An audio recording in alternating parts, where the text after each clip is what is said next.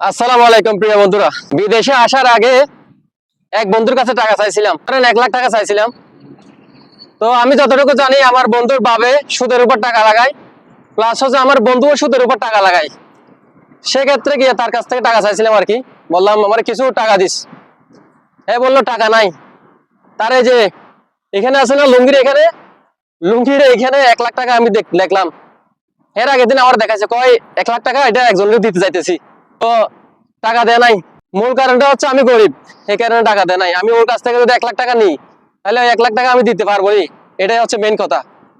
পরে আমার এলাকার আরেক জমিদার আছিল, বলতে পারেন সবচেয়ে বড় জমিদার এলাকার আর কি, জায়গা সম্পত্তি আছে। তো ওনার কাছে চাইছিলাম, আমি সরাসরি চাই নাই, আমার এক আত্মীয়র মাধ্যমে তার কাছে চাইছিলাম।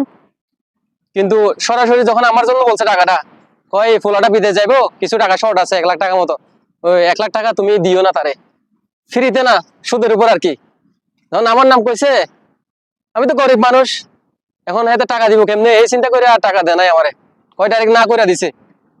পরে ভাবলাম গরিবের তো কোনো দিকে জায়গা নাই। পরে আরেকজনের 1 লাখ টাকা নিছি, নেওয়ার পরে সেই টাকা দিয়ে আর কি বিদেশ আইলাম। আর কিছু তো নিজের কাছে ছিল আমার কাছে। আসলে বিদেশ আসতে গেলে নিজের কাছে কিছু টাকা থাকা লাগে। টাকা যে মানুষের কাছ থেকে নিবেন এমনটাও আশা করা যায় না। সামান্য 1 লাখ টাকা চাইতে গেছিলাম, গরিব বলে টাকা দেয় নাই, মানে সে কিভাবে দেবে টাকাটা।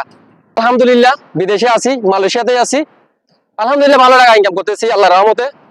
তো এইটাই বলতে চাচ্ছিলাম, আসলে গরিবের কোনো দিকে জায়গা নাই। আপনি গরিব হয়ে জন্মানোটাই হচ্ছে আপনার পাপ।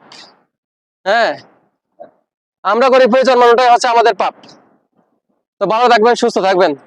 কেউ আপনারা যদি টাকা ধার না দেয় বা কেউ যদি সুদের টাকা না দেয়, তাহলে আপনি মন খারাপ করবেন না, মনে করবেন যে আপনার একদিন টাকা হবে, ইনশাল্লাহ আমারও একদিন টাকা হবে।